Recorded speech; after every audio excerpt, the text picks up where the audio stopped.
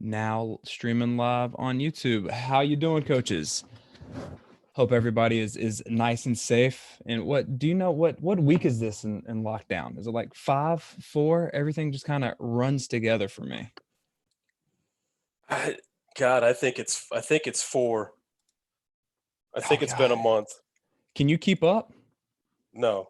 Like I need something on the wall and like mark it off or Yeah, something I like that. I know. I think because tonight they're doing. It started at 8. They were running. They do the lights at the field. There's a lot of states and programs that have gone to it. So at 8 o'clock, they turn on the lights at our football field, and they were going to leave it on for 20 minutes because that's how many days we've been out. So we've been out for 20 days. So I assume that's 4 weeks. So it was going to go from eight to 8:20. So hopefully some kids went. I told a bunch of them to go take some pictures. Be kind of a cool deal, keep them motivated a little bit. I don't know if we're doing the 20 for 20, right? Yep, 20 for 20. All right. And coaches, we got people coming in already. I appreciate it. Patrick, how you doing, sir? Cody, good evening. Todd, how are you? Jason, good evening. Rodney, thanks for this, guys. No problem. Coach Gray, how you doing, coach? Coach, for these people that live under a rock, don't know about your kick-ass podcast or anything that you were putting out, could you go ahead and just give us a little bit of information of who you are and why you're the man? Huh. Well, that's awfully kind of you. Brady Walz, Run the Power podcast, um, co-host with the living legend, and I try to come up with a new nickname for him every week on the Hog Football Chat.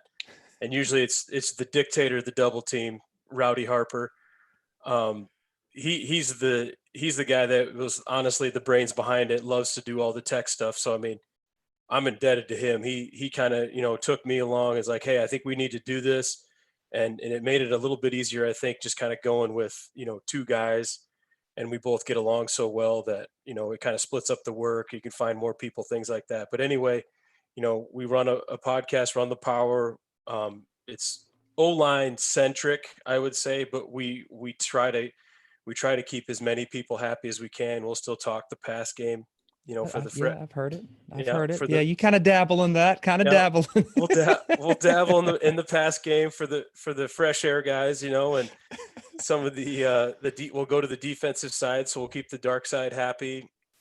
Which we try to get, more and more head coaches are coming on, and that's always cool because I think you get a pretty cool, view into that. And then, I think our biggest episodes, honestly, I mean, you talk about like big names. The best ones we do are, guys that coach JV, freshman ball, guys that are young coordinators that have a cool story, GAs.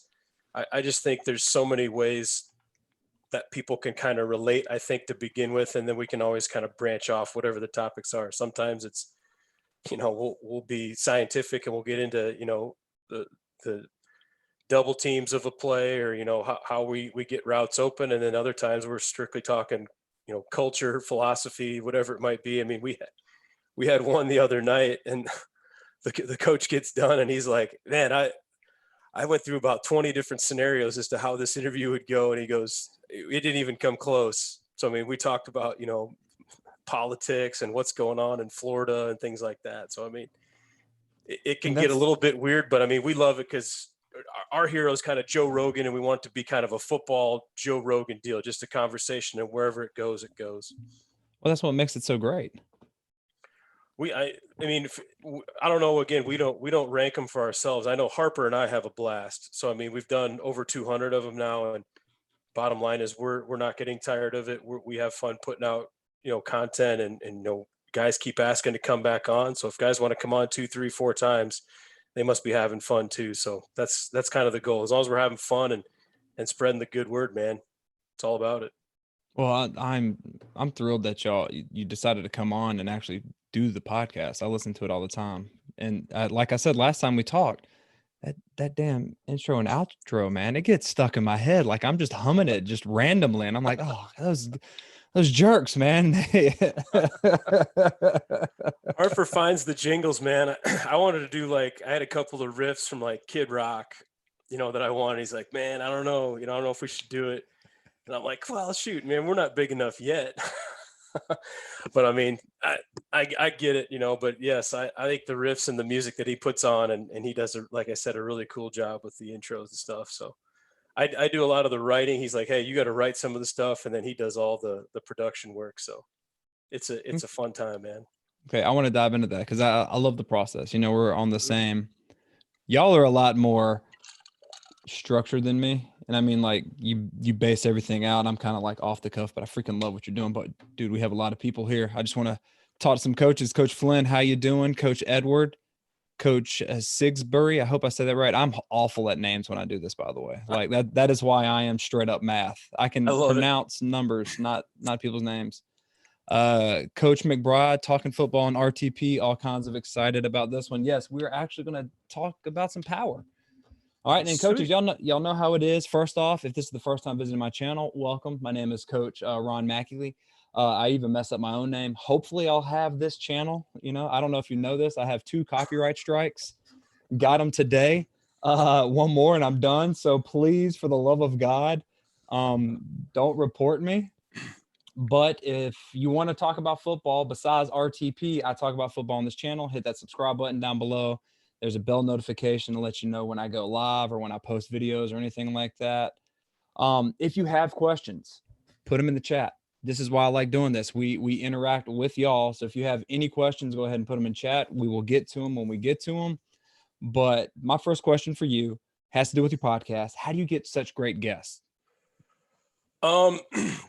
It's kind of a twofold process. I mean, I should even say threefold process. I mean, one, it's us kind of mining guys, asking around, and then usually then it leads into part 2 where it's kind of like word of mouth. So we'll get like references from guys who have been on the podcast. So a lot of times it's either guys who have come through like Broken Arrow recruiting. You'll get some college guys that do that, and then they'll do kind of the same thing. They'll find a way to either find us on Twitter or find us on our email address, coach@runthepower.com, and they'll send us an email saying, hey man, I'd love to get on the podcast. And then there's literally other guys who like volunteer their services and just say flat out, hey, I want to be on RTP, here's my story. And those are literally, we're like, absolutely, it doesn't matter. And a lot of them even they'll send the link like, I'm just a JV coach, so I don't care, man. We've all been JV coaches, we've all been freshman coaches. Yes. We've all worked with youth guys, and honestly, that's the audience. That's where most people are. Most people in the NFL aren't listening to RTP. Most people yet right. Most people, I would say D1 probably aren't listening to RTP. There might be a few now. We're getting some more, but I mean, the grassroots of it are guys who love football in the backyard, coaching youth football, wanting to work their way up, guys who are just graduating from college. So like I've said before, those are the ones that are super cool to us because that's where we started. We love football. They love football. If they have enough, courage to send us a message and say, I want to be on the podcast, dude, you're going on the podcast. So that's how most of them have gone. I love it. And you're like, I love you because you're shooting your shot, man. You're going to be coming on up. All right. So, Coach Weaver, how you doing? Good evening, I should say. Coach Hoover, Jared here from Detroit to soak up the knowledge. Me too. We've got Coach Pruitt from Ohio. Eli, Ron, we all need this channel. I do too. I love doing this. If it wasn't for this channel, I wouldn't be talking to this man right here. Yeah. Love the stuff. Pumped to learn new power runs. Okay, that's a great freaking segue right here. So we've been in this containment or lockdown for so long. I know at least in the first part, we've all kind of dived into film, off-season dived in. Is there anything in the off-season that you've been doing your studies and you're like, oh, this looks good, I like what this wrinkle is? As far as power goes, not really as much. I mean, I would say we're pretty meat and potatoes as far as power goes. I like to look at a lot of the stuff, that NDSU has done in the past with multiple fullbacks, so kind of the pound stuff where they're doing the double lead.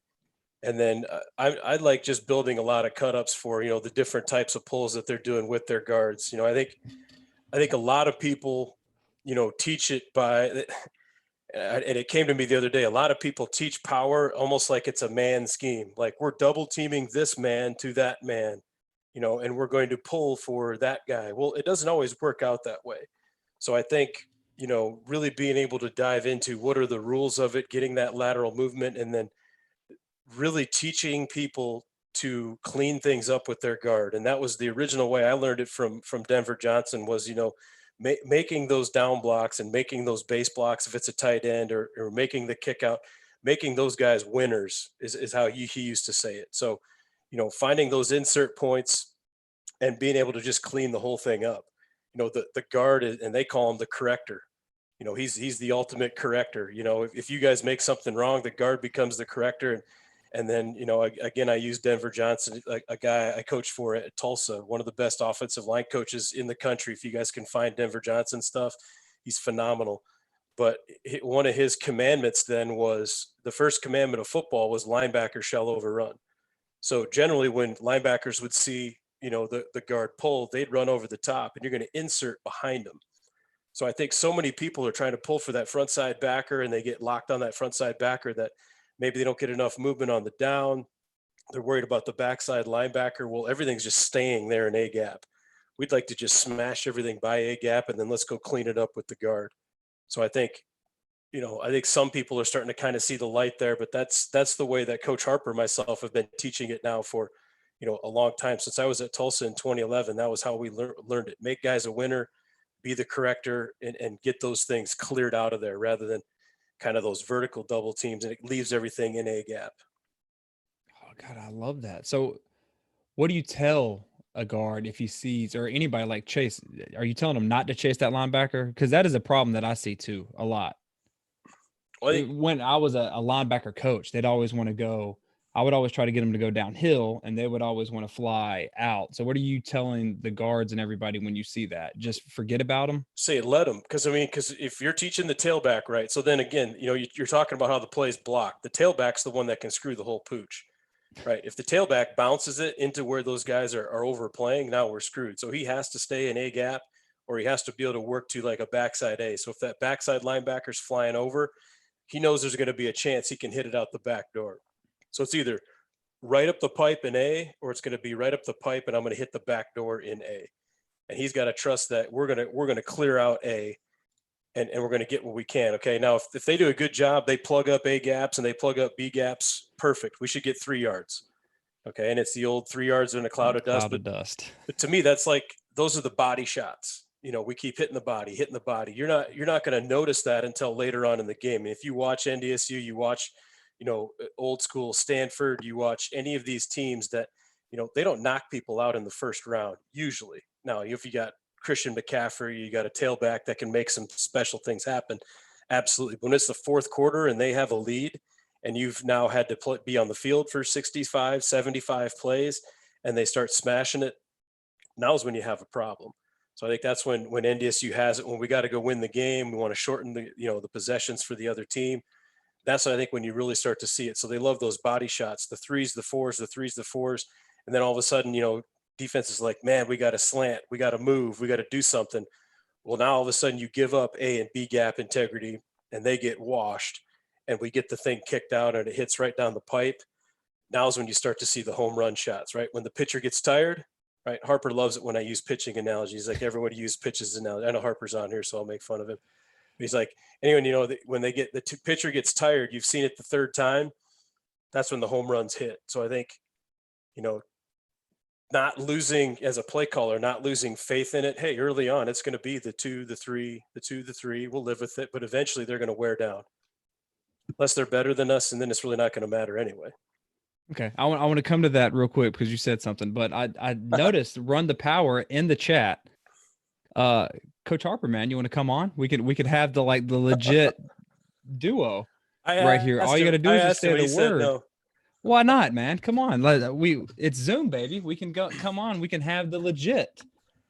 But okay, while he responds to that. He's enjoying the lurking, I think. He just wants to be the lurker tonight. That's kind of his style these days. Playing baseball equals power. Now, you said that, you're fine with the 2 to 3 yards, 2 to 3 yards. Are you fine with that all game? Because I find that some offensive guys, they say they're fine with it, but if it's halfway through the first quarter or through just the first quarter, then they're like, I can't do this anymore. I've got to try something else. How do you combat that if that's your identity and So, mentality? so again, I mean, you're not going to sit there and just keep banging your head against it. Now, if that's, your single wing, your double wing, absolutely. I mean, but that's why we carry so many different schemes and other plays off of it. So, when teams want to continually take away a gap, we're not just going to sit there and say, "Oh, body shot, body shot, punt." All right, we're gonna now obviously move it around, but we're still going to keep calling power, even though it's quote, "Coach, it's only getting 3 yards or it's only getting 4 yards." There's going to be a cumulative effect, but it's not something where it's like we're happy with this, happy with that. We're going to change it up. We're going to run pin pull. We're going to run some trap. We're going to run some nakeds. We're going to run some play actions. Get to that next level of play call, but at the same time, not losing our identity of we're still gonna probe the middle. We're still gonna keep taking those body shots because we know in the fourth, it's gonna hopefully take its toll, and we'll be able to start grinding the clock a little bit. Okay. And Coach Tony says my pitching analogy for power football is power's the fastball, counters the curve, and sweep is your changeup. Do you agree with that? There you go. Absolutely. You got to have a sequence of plays, and again, making them all look the same, lining up in the same formation. I think it's great to have that mentality. Hey, we're power, we're counter, we're this, but then we run it from different alignments. Like my fullbacks in a wing when we're running counter, when we move them a little bit further inside when we're running power. So I think being cognizant of what we line up in, do that every single time, so we're not giving away tendencies, and then have 3 to 4 plays off of that. That's how we build those series. But yes, I would agree with them 100%. Okay. Do you have like a set amount of power calls you want to run in a given game, or is it just based on what the defense is doing? Um, I try to have at least I try to have him because we've usually been pretty, personnel driven. So generally I would say we play with the tight end most of the time if I've been calling an offense. So we're going to be 11, we're going to be 12, and we're probably going to be 21. So making sure we have a way to run power in every one of those personnel groupings. And then when we get into some of our balance sets, in 11, it's hard to run, power away from the tight end unless you're in some nub trips and they play an odd front, things like that, and you can run it back to kind of that weak side. But then when we're in our balance sets, in 12 personnel, ace, or we call it race and lace, where we go ace slot, being able to run it either direction, checking it. And then if we're in 21, having a strong power where we'll run it at the tight end with the fullback, and then also having a weak power. So multiple ways to run power, but having our different personnel sets, and then being able to run it both weak and strong. I think weak power is probably the most least run power play out there, and it used to be run so much more, and it's always been my favorite way to run it. And again, you can block it the same way. One back power and weak power for us are the same, but if I'm in 21 personnel, there's so many teams that roll three and overload your strong side, run power back the other way. I remember we went to Michigan State. Harp and I were up there, and they'd done a couple of things, that were really cool. They had, kind of the power sweep and power reverse. And I remember Coach Salem saying, God, these plays would be a lot better if we ran more weak power. I'm like, well, how many weak powers do you guys run? They had like 3 cut-ups where they ran weak power. And like everyone we'd watch in 21 personnel, we're like, yep, you could have ran that week, you could have ran that week, you could have ran that week. And then, we'd go back, and Harp and I are watching a ton of, Stanford film and Michigan film when Harbaugh's there. And Harbaugh is like strong power, strong power, strong power, strong power. Go to wing, really strong power, strong power, strong power. Like every dude is standing over the top of your wing. Every dude is over behind the fullback. I'm like, if you'll just run weak like one time, I mean, it's going to be an absolute gash. So So why do you think they don't do it? I honestly don't know. I've tried to ask that question, and I really I can never get an answer. I really don't know why that is. If it's I don't know. I don't know if they feel like the end's closing too hard. They can't get him kicked out. I mean, I literally have no idea. But you'll sit there and you'll watch all these films of old school football in the eye, and everybody overloads the tight end side because they're running toss, they're running strong side power, they're running strong side stretch, and about the only thing they'll run back to the weak side would be, of course, then they move the fullback and they run lead.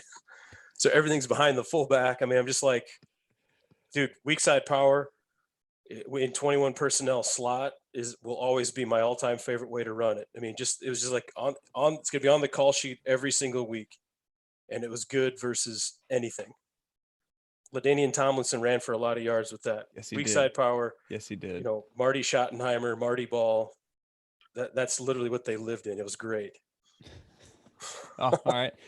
Well, we have our first question. Coach Patrick wants to know, have you ever turned power into a hybrid with a trap based on the 3 technique?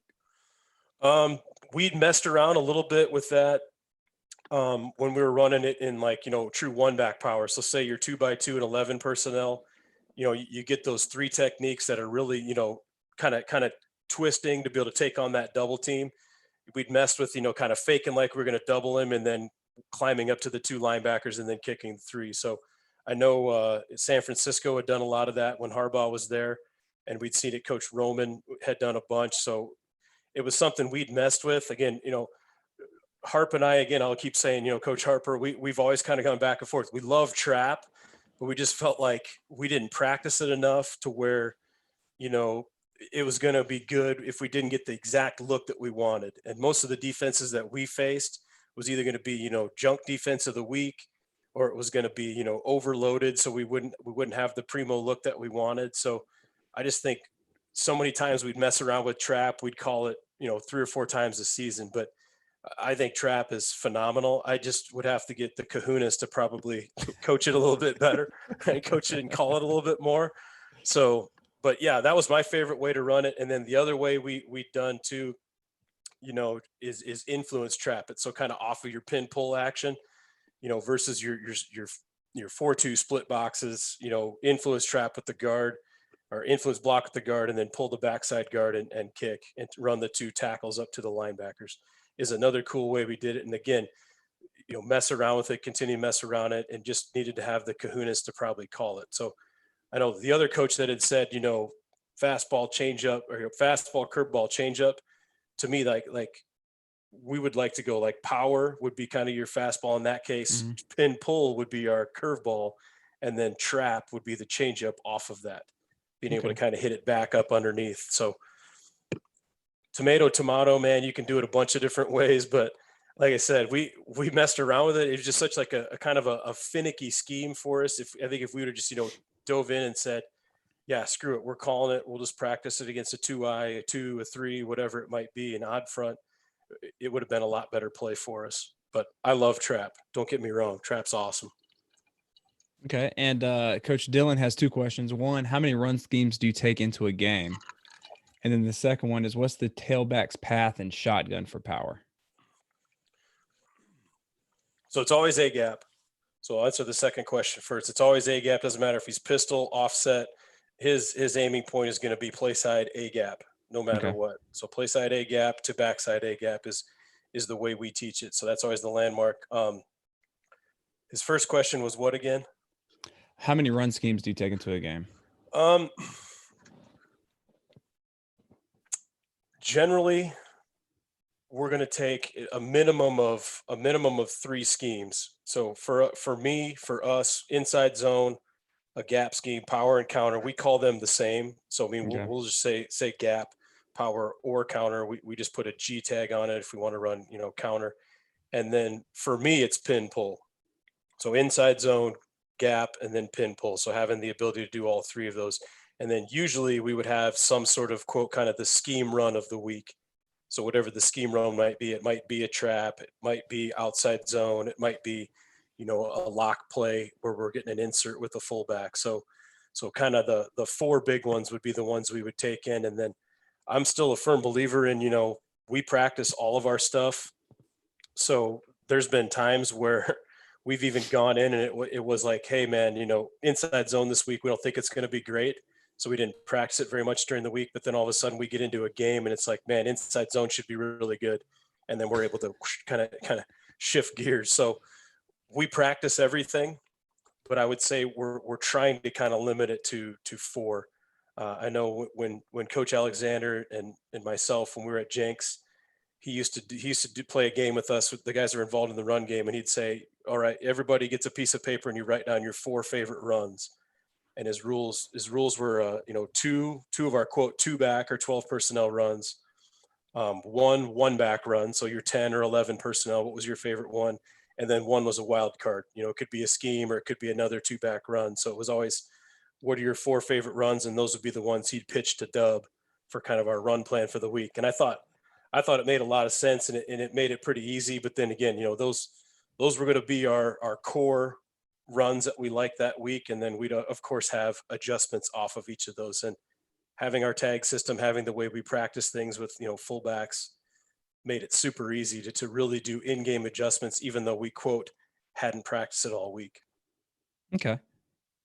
That's so how would you do the in-game adjustments? Like were you drawing it up on a whiteboard, or were you going back like 2 or 3 games before when you called it and be like, hey guys, do you remember when we did this? Yeah. So again, you kind of draw it up on the board real quick, and it's like, hey, we expected them to be playing, a split front, and they've gone to more of a stack look. So we're going to run. Hey, we're just going to run lead. We're going to insert the fullback here. That way we can move our combos back a man. Okay, because right now they're out gapping us to the front side, or they're really slanting, and every time they're slanting to our fullback. Okay, and maybe we hadn't practiced counter that week. They'd shown something else on film, so now they're slanting to the fullback. Hey, let's come back and let's run counter the other way, or let's run split zone, something away from our fullback. So, things like that make it pretty easy. All of a sudden it makes it even easier now, because I think you have the film on the sideline, Yeah. where you can kind of go back and it's like, hey, they've made this adjustment. We expected them to do this. Here's the adjustment, and then we could do it within our tag system. We can tell the fullback, hey, we're going to run lead instead, or hey, we're going to move you up on the force player. We're going to seal it. So just the knowledge of our terms allows us to really make it kind of a simple adjustment as to who we're changing, who we're blocking, and where we can put him. So literally it gets done in about a minute or two. It's pretty simple. Okay. That's nice. Coach Jeff wants to know, do you think all gap scheme RPOs are on the way out with the new rule changes? Talking about the gap, like pin and pull RPOs or power RPOs. A lot of coaches have reached out and they're worried about the new enforcement of the yard down the field. So what are your thoughts on that? So they're going to 1 yard, right? Is that what they're trying to I say? think so. Are they going to start like enforcing whatever rule they have now? I think I don't think they'll call it. Yeah, I don't think so either. I honestly think that, unless they want to see, penalty flag after penalty flag, which nobody wants to do. I mean, to me, it's become such an ingrained part of the offense that I don't see it happening. But if there are going to be some sticklers, and we know it, I just think we just have to adjust. Having certain calls to where there's a good chance we might throw it, keeping guys on the line of scrimmage, or running it off of more like your play action protections. We had a pretty good conversation the other night with a guy on the podcast with that same thing. He just kind of said, when we're getting looks that we really like, making it a protection or making it kind of a hold call for the guys up front. So I think there could be some adjustments, but I'll be shocked if they actually call it. Of course, I say that we had 3 called 2 years ago in the playoffs.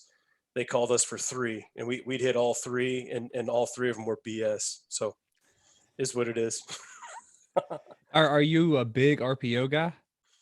We've gotten a lot bigger into them simply because I just think it helps protect your run game. I mean, we're still handing it off 3 times out of 4, but the one time we do throw it, it's going to be an explosive, or it's going to be something that they have to cover and worry about. So, we're not living and dying by the RPOs, but I would say that we do them enough to keep people honest. It's kind of like, option football. Make sure guys are playing their responsibilities. I mean, it's just, what do you want to call it? 2000s to 2010 option football, 2020 option football. So we've gotten a lot more into it.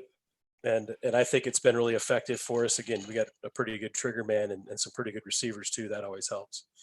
Yes, it does. And honestly, I don't think they're going to call it. There's too much stuff for them to be looking at when a play is snapped, especially if you're doing tempo or you're doing a lot of shifts and motions. It's just too much stuff for the refs to just find it. So, and I think too, I mean, if you're teaching double teams, like, I mean, we had Coach Riley on, and you're teaching, lateral double teams and lateral movement. with your double teams instead of more of your vertical movement and climb and teaching more, I think, of your lateral and then U-turning.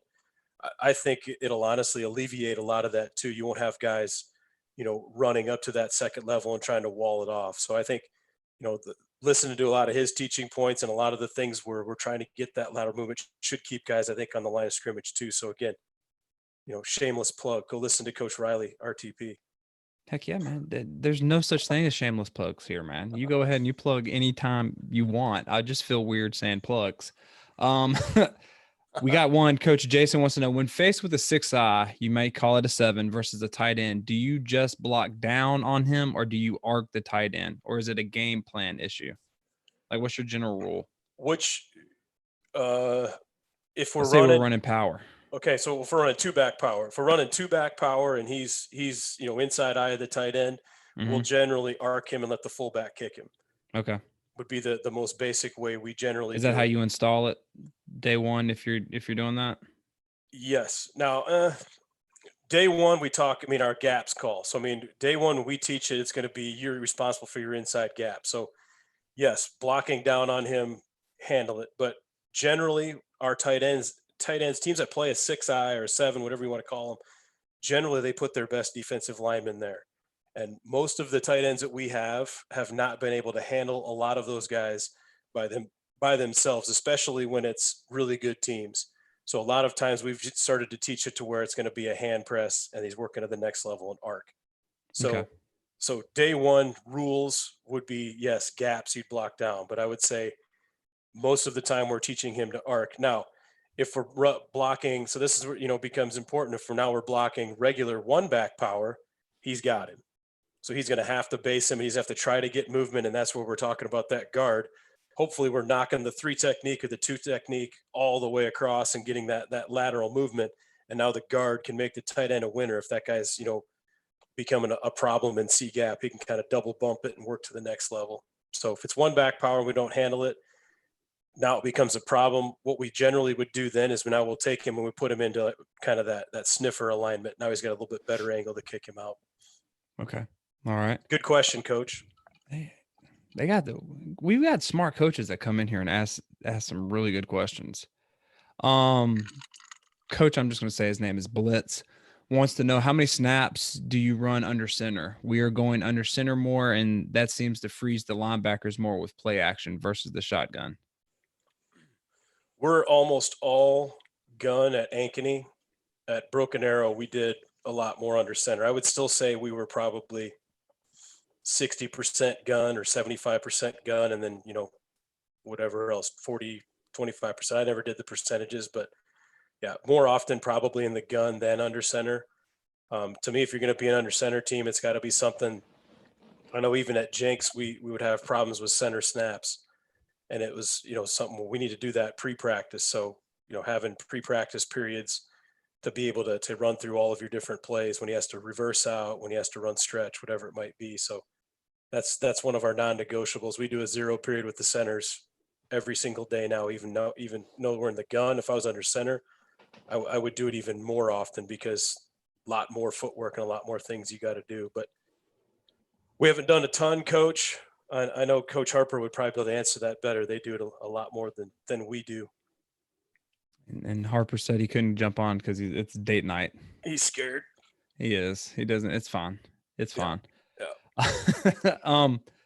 So why don't you go under center though? Like a lot. Like, what's your rationale between? Is it because you want the RPOs, or is it the passing game? Like, why aren't? Because to me, power is like an FU offense. Like, we're just going to overpower you, and you do seem to get the linebackers to bite a little bit more when you're under center and you do the power pass and things like that. So what's your rationale behind shotgun?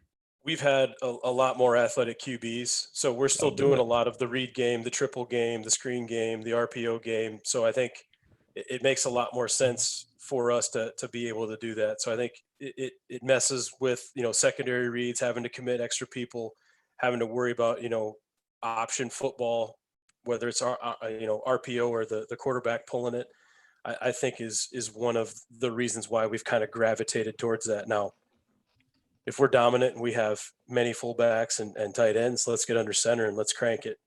But that hasn't necessarily been, the type of bodies that we have had, and usually, they go play defense instead. So I gotcha. All right, Coach Cody wants to know, do you have a preset RPO each week, or do you mix your runs and passes together in the game? we we'll have preset RPOs every single week. We'll have, we want to have a minimum of one in 2x2, and then we want to have a minimum of one in 3x1. So we teach it. We kind of have our base RPO we run in those. In our 2-man system, we have our base RPOs we run in our 3-man system. So I try to kind of teach it 3 ways. Number one is going to be all your key screens. So we're going to have key screens that we like every single week. They load the box, we're throwing it out there. Let's go get 4 to 5 yards is going to be the deal. So key screens is our one. And then 2 would be your gift RPOs, obviously, to the single. We don't throw a ton of those, but we still practice them just in case we do run into teams that want to play off. And then we call everything else a concept RPO. So those are kind of the 3 ways that we break it down: screens, gifts, and concepts. And every week, Coach, we're going to have a 2-man concept for certain, and we're going to have a 3-man concept. Okay. If we've run a ton of 1 RPO, so this last year we'd run a ton of, this 1 RPO off of our counter game. We had a couple of different counters we ran off of it, whether it was a play action, whether it was a kind of a switch and a rub. It just gave us, a couple different ways to do it. So when we did that every single week later on in the season, we just had a different name for it, kind of based off what the original name was. So 2-mans, 3-mans, our concept RPOs. Okay. I like that. I got to touch on this because Jeff wants to know, do you have a hard time recruiting the school running the ball 3 out of 4 times? Did we have a hard time? Yeah. No, because we had big offensive linemen that wanted to run the ball. So, Coach Harper, like I said, again, did an awesome job of kind of making offensive line cool. He had the hashtag O-line factory. The guys had a bunch of fun. And, honestly, RTP, the original RTP, came from us wanting to run the power. And the kids would say that. Even at Jenks, they'd say, Coach RTP. So, it kind of just became a mentality, and that's what our running backs did. And then here was the cool thing: when our receivers caught the ball, they knew it was going to be one-on-one. They knew it was going to be a lot of home run shots. Our receivers still got to catch, a lot of deep balls and score a lot of touchdowns. So I felt like we were balanced enough to, the times that we did throw, it wasn't like we were throwing into, a 4-man rush and they're dropping 7 or even dropping 8. We were throwing when we wanted to throw, and we had really, really good matchups, and it was one-on-one. Safeties were out of the picture. So we didn't have a problem really recruiting to those guys, and we did. Now, last year at Ankeny, we still ran the ball more than we threw it, but we led the state in passing. So the receivers at Ankeny are really happy. So, I hear you, man. We're trying, again, any balanced offense to me is one where we can run it and we can throw it. Any other numbers, it doesn't matter. We can beat teams throwing it. We can beat teams running it. And it just so happens, most of the time at Broken Arrow and Jenks, we could beat teams handing it off. Why would we throw a lot? It's a lot easier just to turn around and hand it to a really good guy. We'll throw it when we want to throw it. And let them run behind some really big dudes, right? Yes. And smart and tough, and they make us look really, really good. It's funny how that is. A lot of people forget that. That's what I side tangent. I can't stand when like a coach goes 10-2 and wins like the Coach of the Year award, and then a lot of people graduate, and then it's 2-10 and he doesn't know what the hell he's talking about, and people just rip him. I can't stand seeing that. It's 100% kids. As far as at the end game, they have to go out and execute. You got to teach them. Yeah, you got to teach them some fundamentals, but I'm super huge on once kids kind of have it. I like to give them the reins. Like literally, I feel like I've done my job. Even in the classroom, I feel like I've done my job when the kids are learning on their own. So I've taught them the basics and the content, and now they're learning and they're explaining it to somebody else. Empowering the kids up front. I'm telling you, Jenks, when we won a state title in 2013, we went 13-0, 14, I can't remember. We literally carried in 2 schemes. We were inside zone and power, but it looked like 12 schemes because our guys would fold and call, Sometimes we pull the guard, sometimes we're pulling the tackle. And then I think we'd schemed up like one wide run. We ran it once. So literally the whole game, it was inside zone and power variations, but our kids made it look like a bunch of different ones. And it wasn't me doing anything. It was those guys. Those guys made the calls. They knew the primo looks, but that wouldn't have happened if I was, controlling them with the iron fist and saying, this is the only way we're going to run it, the only way to do it. Giving those kids ownership and letting them make dummy calls and fun calls. To me, that's always been the coolest part. And same thing with receivers now. I mean, empower those kids. Hey, what do you think the best release is going to be? What do you want to get better at today? What plays do you like? Sitting down with your quarterback, what are your favorite pass plays? Right, coach, I love these 5. I hate this one. Why would I call the one that he hates? That's bad coaching. So, I mean, listen to your players. They're the ones that are going to have to go make the plays. And if they're confident in it, they'll make those plays for you. To me, it seems like you were giving your OL freedom to adjust on the fly, kind of like air raid coaches give their quarterback freedom if they see something to take it. 100%. The only rule I gave them, once they knew it, right? And again, you have to kind of teach the pages of it, right? Hey, these are the looks you want to do this. And kids could start to understand, like you're talking about, the concept of grass or the concept of space that's open, the concept of whatever, whatever the way you want to teach it in the pass game. Once those guys understood that, I gave them the only rule is now, okay, the only bad call is no call. So if you just communicate any call, we can block it with any call that you want to call. If we want to full zone it, if you want to fold it and man it, as long as everybody's on the same page, it was a good call. And then we might be able to go back and say, hey, this could have been a little bit better call, but that was still a good call. We could still block it that way. So once they understood that and they knew, okay, yeah, coach, I mean, they're talking all the time. And then they, when guys would be back behind and watching another one, like, hey man, you should have made a lock call there. That would have been cool if you made a lock call. If you would have gutted the backside of this. See, check this out. They got an open B gap. So, I mean, it got them so engaged into what was going on up front and what the defense was doing. And they felt like they all felt, coach, I feel like a quarterback. They felt like Peyton Manning out there, when they're making, different calls and checks. And it was awesome. They'd come up to the sideline all the time. Coach, did you see us fold that on the backside? Like, dude, that was awesome. Great call. So I'll always be a fan of that. And I just think kids have a blast doing that. Heck yeah, because they're involved now. They have some ownership.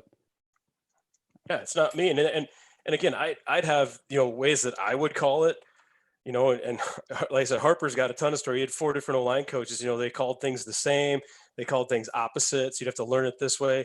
I'm like, hey guys, I'm going to teach it like this. You guys call it whatever the hell you want on the field. And like, those guys were so damn smart. The first group I had at Jenks, I mean, Stewie and those guys at center were like, he went to Rice. I mean, just, didn't play football or anything, but just super smart. But they'd have so many dummy calls and, the things that they were doing up front, and they'd let them know like, hey, this is live. This is not live. We'll use this call for this. They had so much fun with it. And it's like, I didn't even need to know what it was because they could go out and they could do it. And I just kind of ask them and they'd have a joke. Coach, it was a dummy call and he fell for it, So like, that's awesome. Good job. Oh, that is hilarious. All right. Coach Collins, howdy from Australia. So here's a situation. You come back from halftime and it seems like nothing is working and the offense is overthinking. What are you going to run? I'm going back to all my base stuff. So the plays that we are really, really good at. So, I mean, it'd be like my favorite look that I like that week. We're going to run the base stuff. You go right back to it. It's as simple as that. And then I like to, if you're trying to quote, like establish the run, I like to come back. If I wanted to get a spark, I had shots lined up. So I used to not shots not shots to take in the box, but like all of my shot plays had them lined up and ready to rock and roll. So I knew, coming out is saying, if we get a good kick return or if we have pretty good field position, I'm launching and I'm letting it roll. And then again, if it doesn't work that time, I'd relaunch. So try to kind of get that thing kick started, rather than stringing together a bunch of plays. Let's see if we can hit one big one, get them on their heels a little bit, getting into scoring position and now roll. So those were 2 things that I really liked was go back to my runs that I loved that week. Don't get so cute. And then I'm going to go back and I'm going to try to throw the ball over the people's head. Okay. So what was your favorite shot play? Do you have favorite shot play? Again, that was the cool thing when you run the ball. safeties get involved. So, I mean, it was great to see some of those low safeties. So I loved, obviously, I'm a double post guy, so anything with a post, but we saw so many teams in 12 personnel that would play like robber with the safety. So the safeties would be at like 6 or 7 yards. And if the tight ends went out, they would invert and they would run with them. So they'd leave the middle of the field wide open. So there'd be times where on the backside I'd run like smash. So corner, just sit and hitch, whatever your regular smash. So we'd pull those guys away, and then I'd run one dude on an out. The safety would run with it, on the out because they're playing invert, and then we'd have basically from hash to sideline to run post. Oh God. So I'm just, be kind of hard ride fake, and then whichever and your arms would be up like that, right? Because you knew it was going to be a touchdown. Yeah, whichever angle the receiver took, and I didn't care what it was. So some people would be like, well, coach, was that a go route? Coach, was that a sluggo route? Coach, was that a post route? Yes, all of the above. It didn't matter what it was. Whatever the DB's leverage was, I'm just going to go step on his toes and I'm going to go win wherever it was going to be. So again, the quarterback, it's easy for him. I see the angle because we'd stick our foot. We tell our dude to run 3 steps out of it. He sees whatever angle it's at, launch. So that was one of my favorite ones. Another one that was really good for us, we hit against Mustang in the playoffs. I love this one. I wish I didn't have to use it. We kind of had to put the game away because, Mustang was back and forth. But we were in go 21 or 12, but we were in, 2 splits, and then we had strong wing. So we'd fake wide zone or we'd fake inside zone to the weak side. So fake stretch this way, but then we'd leave both of those, that tight end wing in, so we could kind of slide protect with 7. Mm-hmm. So we'd be able to kind of half roll and set up. So it looked like we're running naked. So backside, I'd run like a K route corner. X here would run like the over, and he'd just grab that safety, and then we'd just wheel the tailback. So you'd see so much cover 3 or so much low safety. The corner would run with, our X because we'd already thrown post. Mike linebacker or Will linebacker, whoever, because they played a little bit odd front, so they'd engage the one dude, he'd get blocked. Inside linebacker now to carry and cover him on the wheel. We hit that one for a touchdown too from about 30. Now, when you called that, did you call a play and then, put the microphone away and be like, hey, this is a touchdown? Yeah, it was fun. I mean, at BA, the radio dudes were right next to us when we'd be calling it. So Coach Spavital be sitting right next to me, and I just kind of every now and again I kind of bump it like this, and he just kind of knew, hey, we might have a play action here. You can hear it, you kind of almost give him like the early one right there. But I mean, yeah, there's a few of them when like, hey, this is going to be good, and you kind of have to save them. That's one thing that sucks. You don't want to hope to use them early on. You kind of built up this bank of shots that are going to be good against anybody. And you're like, man, we used that one. So now I got to kind of go back to the drawing board and maybe, present it a different way. But that was always my favorite part, kind of giving Coach Harper the run plan. I'd have some ideas, but then, putting other guys on little assignments, what's your favorite shot this week? What's your favorite screen this week? So guys would have kind of those plays because again, you're trying to create explosives, everybody had a kind of a hand in figuring out those special plays that could score.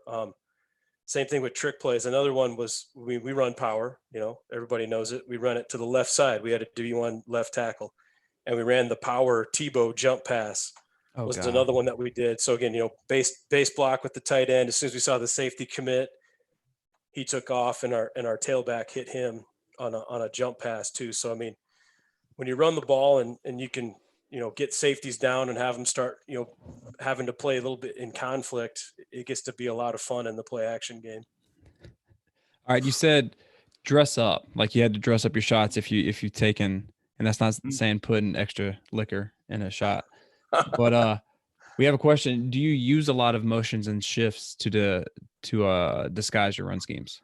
Yeah. After early on in the season, when we've done our self scout, there's going to be certain ways you want to run plays. Like, I want to run counter. I want to be in, two receivers to the field, 1 receiver to the boundary, and be able to move my fullback and run it back to the boundary. It's a great way to run it.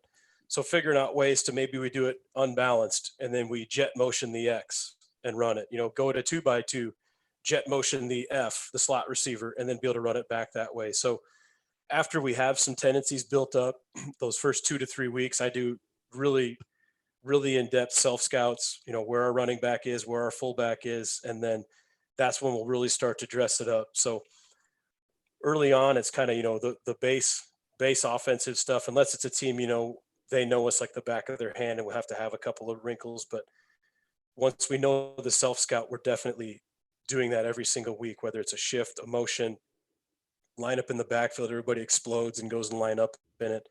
Absolutely. Every single week. Okay. All right. Let's see. We got Noah from Wisconsin. I like that. It sounds like, we're on a phone call conversation. What are your favorite plays to call in sequence to set the defense up to play off your tendencies? So I think you're always going to start with whatever formation. You always want to at least start with a strong run and a weak run. So no matter what, I want to have a strong side run. I want to have a weak side run. Those could be counters away from each other, or it's just where are the numbers? Are they overplaying strong side or overplaying weak? So I think having a strong and a weak.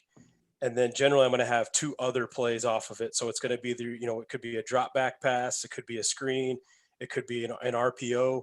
You could include the RPOs with your runs, but to me, series or sequences have to be in fours is kind of always the way that I've done it, having a strong, a weak, maybe it's a play action play and maybe it's a drop back, but being able to kind of build off of those. So sequences and mini plays, I have four, and then we just kind of build as we go too. Hey, this might be good too, so we might include it with it. But yeah, okay. Minimum of four. So do you script like the first 10 plays or something like that? I've never scripted ever. We scripted Ankeny, but I when I was calling plays, I never did. I'm more if I'm going to put it on the play. I said if I'm put on the play call sheet, I like it. So I mean, I felt like I might have an idea. Hey, I'm going to come out in this. So I tell the kids maybe the first one or two plays, so they kind of knew. But again, so many times we would watch film or we had bad film. We didn't know what the defense was going to be in, so it was kind of like it was hard to kind of script for early. Now it's against some of your good teams, maybe you could, but even then, I didn't ever had like an actual script of 10 plays. I had the way I set mine up. I had my openers, plays I liked, and I did them all by formation. So 11 personnel formations, 12 personnel, 21, whatever it might be, and then I had it by hash. So if I'm on the right hash, I'm calling this like, hey, I love this formation. I'm going to stay with this. Left hash, I'm going to stay with this. Hey, let's change it up. Let's go to this formation, see what they do, and have a base run to the weak side or a base run to the strong side.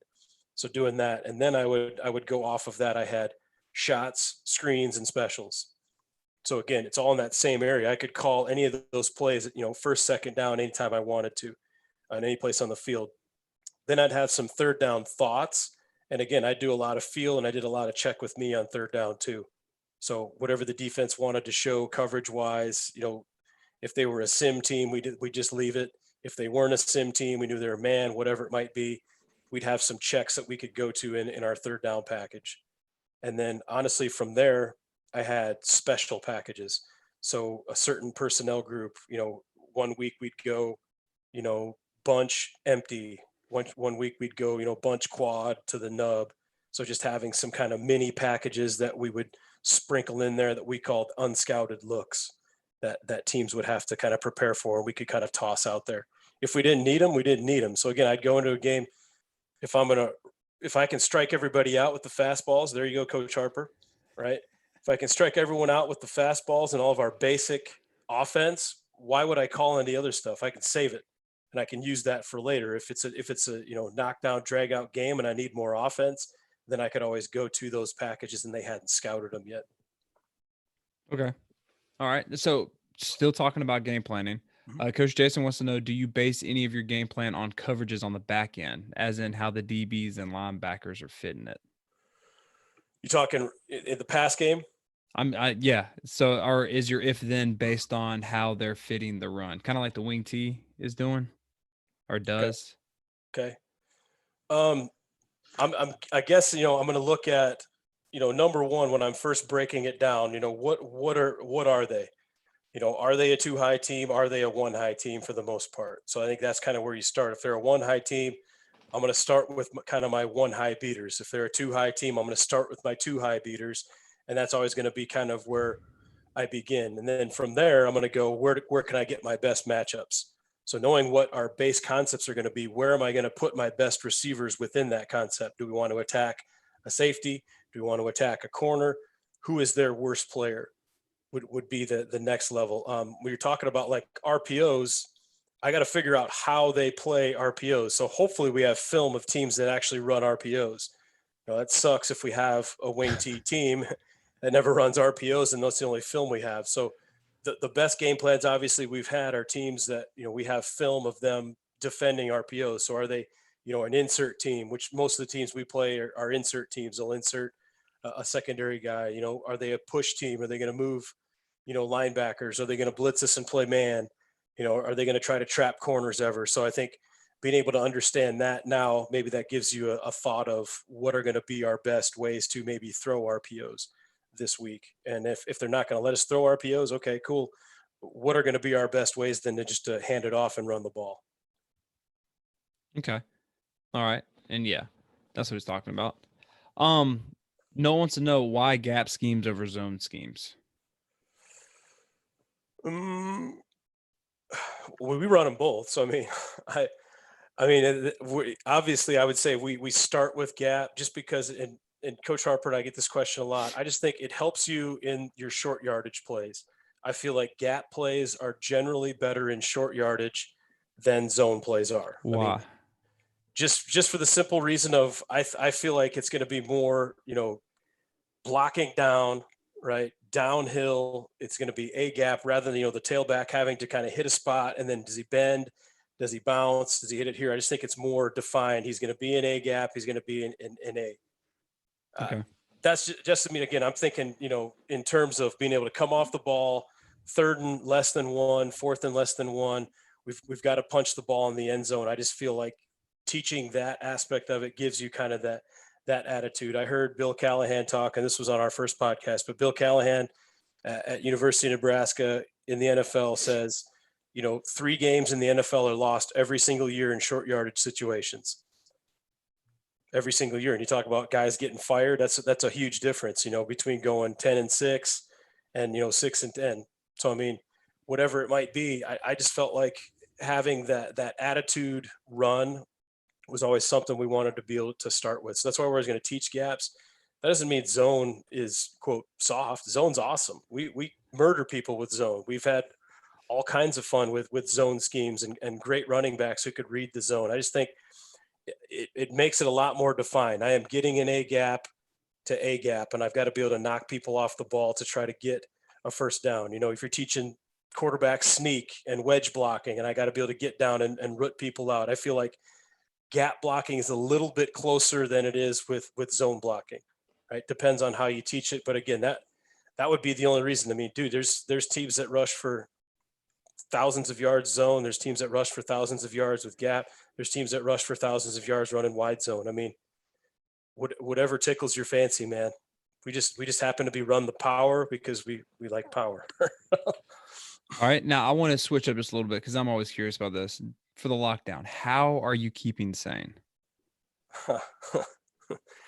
Well, honestly, the best part is like you get caught up on sleep.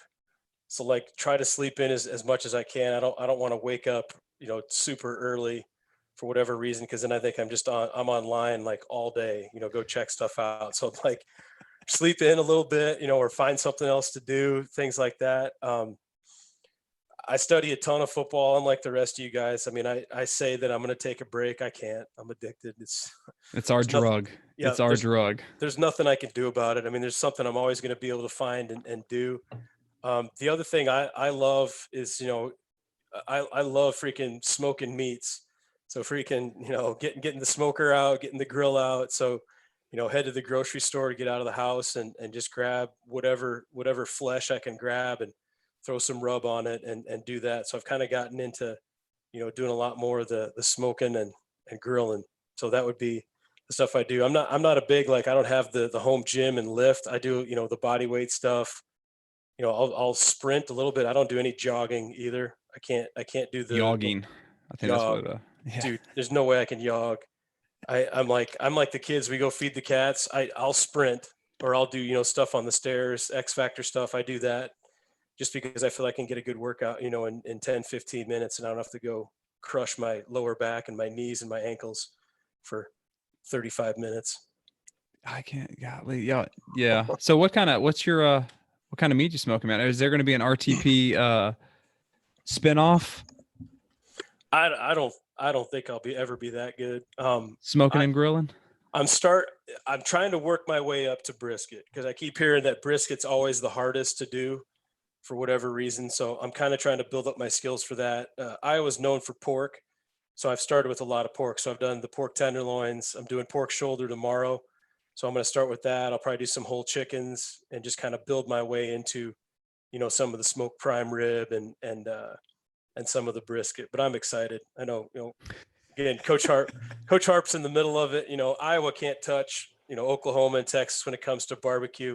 And that's, no offense to, I to anyone, but No, they dude. don't understand it. I went to Texas to the XFL to watch June Jones, and I was like, okay, I'm down in Houston. I need to have a taste of legit barbecue, Texas barbecue. And Coach Kadudi, shout out to him. He took me this little place tucked away in his town. Best barbecue I've ever had in my entire life. Like I just wanted to bathe in it. It was that good. Yeah, they literally have them in every single town in Texas. I mean, everywhere you drive, it's just money. Another cool place, a cool place. I mean, you just get samplers at each place and just keep driving. I love it down there, and I've been to the Carolinas. I know they have phenomenal barbecue out there as well. I want to get back out there so I can taste some of their barbecue as well. But I'm probably still going to be, Texas style, most You definitely. can't do anything wrong with that. All right, so I have to ask you this because what I have been doing is I've been playing Madden, Hmm. and I've actually been streaming it. Hmm. Do you play video games? I don't game anymore, man. I think the last time I played, shoot, for sure in college. I mean, we played all the time in college. It was all NCAA. I mean, that Yes. was literally the only game I played. And then when I started GAing at Augustana, I had never played Call of Duty. So it was this would have been in 2007 at Augustana in Sioux Falls. They'd set up a player lounge, so they had a big flat screen up on the wall in the locker room. Well, if you're a GA, I mean, I'm working 90 to 100-hour weeks. So if I needed to take a break, or of course, this is back in the days when you'd be live time recording on a VHS tape. So, you'd have your cut up, you're recording the tape. I'd hop in there, and you get the gamer headset on and it was online, and I'd start playing Call of Duty. So that was kind of my first taste in that. If I was going to get back into it, I would go strictly Call of Duty. To me, that was That first was person fun. shooter or third person shooter, whatever the hell they call it, dude. That's my game. I wasn't very good, but I loved it. I was more Dude, I'm kamikaze style. I wasn't very. I died a lot. that's how I am. But man, this lockdown has made me realize how much I like video games. Like you in college. I paid my first year of college, like any food I wanted to get or anything extracurricular through gambling on NCAA. Now, when I was coming around, I played with Old Miss when Eli Manning was a senior and everybody else was rolling with Miami Mhm. or Ohio State. I'd come in there with Eli Manning 5 wide, and I was just whipping people's ass in that. And I'm a, that's what I'm doing now in Madden. That's how I'm getting my football fix. I'm literally getting it through that, and I'm talking about the game too, like it is, like I'm planning. Like, okay, I'm calling this I remember like the because old school ones, because again, I was in college. It'd been like 97, 98. So it'd have been like NCAA 98, 99, whatever it was, and Corby Jones. I remember Corby Jones from Mizzou. So I mean, couldn't hardly throw it a lick, but like nobody could tackle him. So if you're just running the option or drop back and take off, and no one could tackle him. So I mean, guys like that. Joe Hamilton, when he was at Georgia Tech, was yes, another guy, could run around and make plays. So I was always kind of the dual threat dudes, just so if something came loose, you could always kind of run around and launch. you were that guy. You were the guy that would pick Michael Vick Mhm. in Madden and just run around. Yeah. All right, man. But you need to get an Xbox because I have a thing going on. Football coaches talking football while playing Madden. Kind of like a spin on that Jerry Seinfeld comedians getting coffee in cars. Yeah. I already had Nick on. You need to get on, man. We need to do that. I don't know, man. We'll see. Well, I mean, if we're locked down till July, it doesn't really matter, does it? That's true.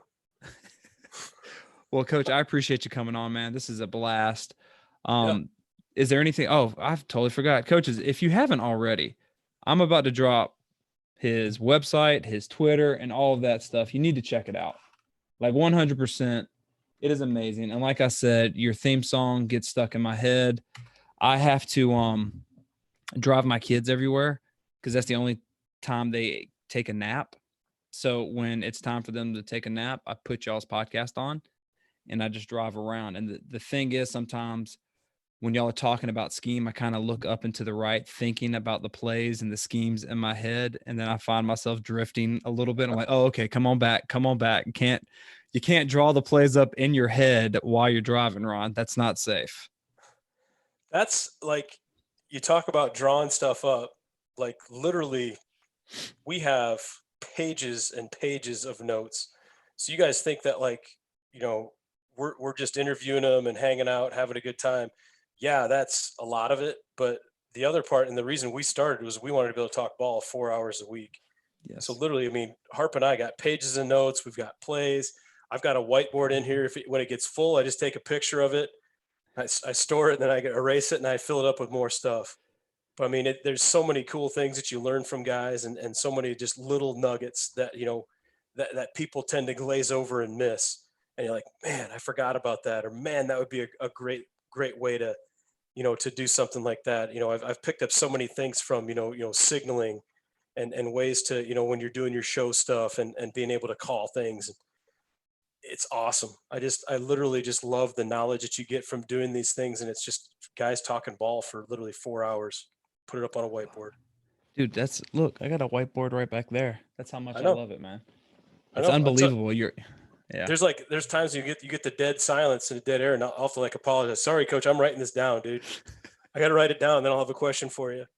Where I have the best thing, if you can, and I've been saving up for this, but get a Remarkable. It's like one of the Rocket books on steroids. It is unbelievable, hands down the best piece of technology I have ever. I can't find. I think it's downstairs. It is like an iPad that you write, but it feels like real paper. You can upload it to the cloud. You can go to the next page. It has like 2 to 3 gigabytes of storage. It is unbelievable because I have, like you, 8,000 notebooks just laying around my house, half full because I lose them and I want to get another one because I'm talking to smart guys like yourself and I want to write down what the hell they're saying. So that's just a little I've side rant gone. right there. I've thought about going the Rocket book in the other directions. Literally, I write it on the notebooks, and then I have the free app on the phone. I just take a picture of it and it makes it a PDF, and I store it that way. So I kind of do that, and then I got an old school note, so it still has the stylus on it. There's Huh? times I'll just draw on the freaking note and save it. So I don't know. I guess I'm old school. You I are, still man. draw like all my plays when I give them out to the kids. I mean, I use Just Play now, but I used to draw it and then I picture PDF it and then send it to the kids. And I learned that from Denver too, because I'm like, Denver, do you want me to, draw these up professionally using whatever? He's like, hell no, we'll get this done in 5 minutes. He'd pick out one piece of paper, he'd draw them all up. Here's the runs for the week. Here's the protections. He'd have me, draw the other one, and all I had to do is provide him with, the five offensive linemen. And then literally I go, coach, watch this. Snip, snip, turn it into a PDF. We were done. Nice, man. Well, I mean, you are old school because you love the power, man. Run the power. Amen. It'll never go out of style. Never. It won't. All right. Coaches, thanks so much for being here. I appreciate y'all. Thank you again, Coach. Thanks for being on here. And before I go, is there anything you want to plug? Do y'all have anything coming up that you want other coaches to know about? Just stuff. I mean, I know if you guys get bored, I mean, we have a premium site. So a lot of guys ask us questions about, our series of runs. We've installed all those and put those in there. And literally there's teach tapes on how we teach all of our different run schemes that we've put up on our premium site. It's only $12 a month, man. You guys can cancel at any time. I don't care. Come in, spend $12, get every video you want, take all the notes, and you can cancel it. So we're just in it to be able to make enough to pay for our, costs, to be able to record websites, to put it on, record podcasts and put them out on SoundCloud, all those things. So we do that.